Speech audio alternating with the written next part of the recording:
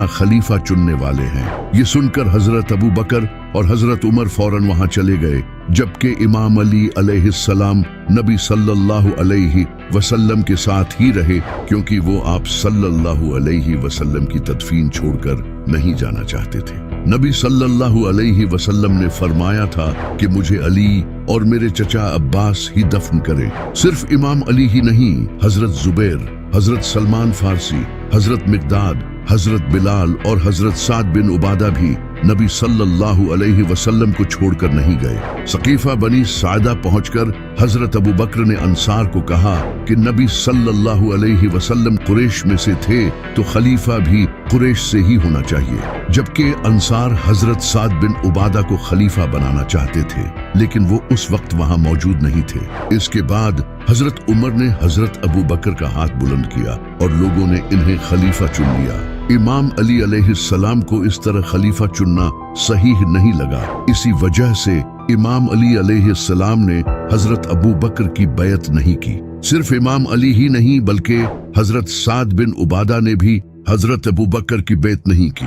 इसके अलावा और भी बड़े असहाब जैसे हजरत जुबैर, हजरत सलमान फारसी, हजरत मिकदाद और नबी सल्लल्लाहु अलैहि वसल्लम के चचा हजरत अब्बास, इन सब ने भी शुरू में हजरत अबू बकर की बैत नहीं की, क्योंकि वो इमाम अली अलैहिस्सलाम को खलीफा बनाना चाहते थे। अब यहाँ लोग कहते हैं कि हजरत अबू बकर और हजरत उमर उम्मत की भलाई के लिए सकीफा बनी सायदा गए थे, क्योंकि उन्हें डर था कि कहीं कोई फितना न खड़ा हो जाए। लेकिन अगर ऐसा था तो फिर बाकी सहाबा क्यों नहीं गए, जैसा कि हजरत अबू जर गफारी, हजरत सलमान फारसी, हजरत बिलाल, हजरत जुबैर, हजरत तलहा और सबसे बढ़कर इमाम अली अलैहिस्सलाम। क्या इन्हें उम्मत की कोई फिक्र नहीं थी, या फिर वो नबी सल्लल्लाहु अलैहि वसल्लम की तदफीन को छोड़कर जाना सही नहीं समझते थे? जब हजरत अबू बकर खलीफा बने तो उनके खलीफा बनते ही कई सहाबा ने उनकी बैत की, लेकिन बहुत से बड़े सहाबा ऐसे थे जिन्होंने फौरन बैत नहीं की, जैसा कि हजरत जुबैर, इमाम अली, सैयदा फातिमा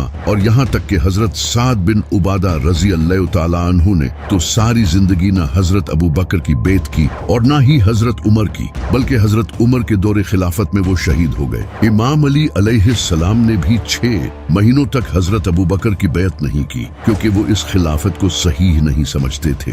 ये एग्जैक्टली ऐसा था जैसे आज के पाकिस्तान में बगैर इलेक्शंस के किसी एक इंसान को प्राइम मिनिस्टर बना दिया जाए, जबकि अवाम किसी और को प्राइम मिनिस्टर बनाना चाहती हो। इसी वजह से हजरत अबू बकर की खिलाफत सही नहीं है, क्योंकि खुद हजरत उमर रजी अल्लाह तआला अन्हु भी हजरत अबू बकर की खिलाफत को सही नहीं मानते थे। बुखारी में हदीस मौजूद है जिसमें हजरत उमर खुद फरमाते हैं कि अबू बकर की बैत एक ऐसा वाकया था जो अचानक और अनएक्सपेक्टेड था, लेकिन अल्लाह ने मुसलमानों को इसके शर से महफूज रखा, इसलिए जो भी ऐसा करना चाहे उसे कत्ल कर दिया जाए। हजरत उमर ने खुद कहा था कि जो दोबारा ऐसा करे उसे कत्ल कर दिया जाना चाहिए। यानी हजरत उमर भी हजरत अबू बकर की खिलाफत को सही नहीं समझते थे। इसी वजह से हजरत साद बिन उबादा रजी अल्लाह तआला अन्हु ने भी हजरत अबू बकर की बैत नहीं की थी। इनसे बड़ा सहाबी कौन हो सकता है जिन्होंने नबी सल्लल्लाहु अलैहि वसल्लम के डिफिकल्ट टाइम्स में आप सल्लल्लाहु अलैहि वसल्लम की मदद की। अगर इमाम अली अलैहिस्सलाम को देखा जाए तो वो भी हजरत अबू बकर की इस खिलाफत से खुश नहीं थे। इसी वजह से उन्होंने 6 महीनों तक हजरत अबू बकर की बैत नहीं की थी। लेकिन सैयदा फातिमा अलैहिस्सलाम की वफात के बाद जब इमाम अली अलैहिस्सलाम ने ये देखा कि लोग उनसे बात नहीं करते, तो इस वक्त इमाम अली अलैहिस्सलाम ने उम्मत के लिए ये कुर्बानी दी और हजरत अबू बकर की बैत कर ली।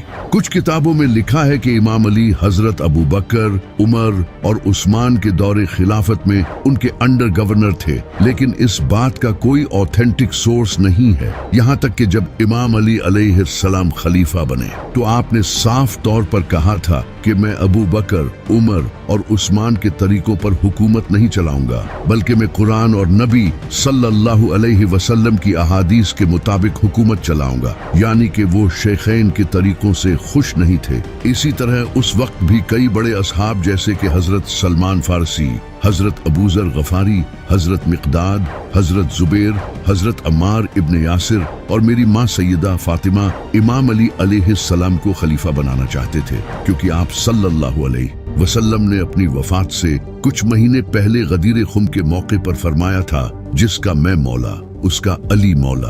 अरबी में मौला का मतलब लीडर या सरदार होता है, यानी आप सल्लल्लाहु अलैहि वसल्लम इमाम अली को उम्मत का लीडर बनाकर गए थे, वरना आप सल्लल्लाहु अलैहि वसल्लम उस मौके पर ये क्यों फरमाते? इसकी जरूरत ही क्या थी? और वो भी अपनी जिंदगी के आखिरी हज के वक्त, वो हज जिसे करने का हुक्म अल्लाह ने स्पेशली नबी सल्लल्लाहु अलैहि वसल्लम को दिया था। ये सवाल मैं आप सबसे करता हूँ कि आखिर फिर आप सल्लल्लाहु अलैहि वसल्लम ने इमाम अली अलैहिस्सलाम को मौला क्यों बनाया? अब इस पर कुछ लोग कहते हैं कि आप सल्लल्लाहु अलैहि वसल्लम ने ये जंगे जमल और सिफीन के लिए फरमाया था ताकि लोग उस वक्त अली का साथ दें, जबकि ये बात कहीं भी नहीं लिखी, लिटरली नोवेयर। ये इनका खुद का बनाया हुआ ओपिनियन है, जबकि जंगे जमल और सिफीन तो इस वाक़ये के 26 साल बाद हुई, लेकिन खिलाफत का मसला तो इससे कुछ ही महीनों बाद शुरू हो गया था।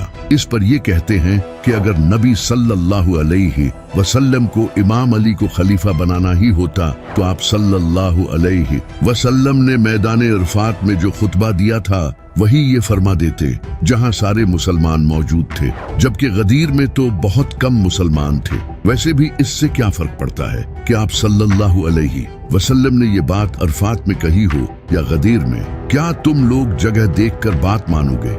जब गदीर में आप सल्लल्लाहु अलैहि वसल्लम ने ये फरमा दिया कि जिसका मैं मौला उसका अली मौला, तो बात खत्म। इसके बाद तुम्हारे ओपिनियंस मैटर नहीं करते। अब कुछ लोग कहते हैं कि नबी सल्लल्लाहु अलैहि वसल्लम ने अपनी वफात से पहले हजरत अबू बकर को अपने मुसल्ले पर खड़ा किया था नमाज पढ़ने के लिए, जिससे ये प्रूव होता है कि नबी सल्लल्लाहु अलैहि वसल्लम हजरत अबू बकर को खलीफा बनाना चाहते थे। अगर ऐसा था तो फिर नबी सल्लल्लाहु अलैहि वसल्लम ने तो खुद हजरत अब्दुल रहमान बिन औफ रज़ी अल्लाह तआला अन्हु के पीछे खड़े होकर नमाज पढ़ी थी। उन्होंने भी नबी सल्लल्लाहु अलैहि वसल्लम के मुसल्ले पर खड़े होकर नमाज पढ़ाई थी, तो क्या वो भी खिलाफत के हकदार थे? ये खिलाफत का मसला कभी पैदा ना होता अगर नबी सल्लल्लाहु अलैहि वसल्लम का वो लश्कर रवाना हो जाता जिस लश्कर का नाम लश्कर उसामा था। 8 हिजरी में नबी सल्लल्लाहु अलैहि वसल्लम ने एक लश्कर रोमन एम्पायर के खिलाफ रवाना किया, जिसके बाद उस लश्कर की रोमन एम्पायर के साथ जंग हुई,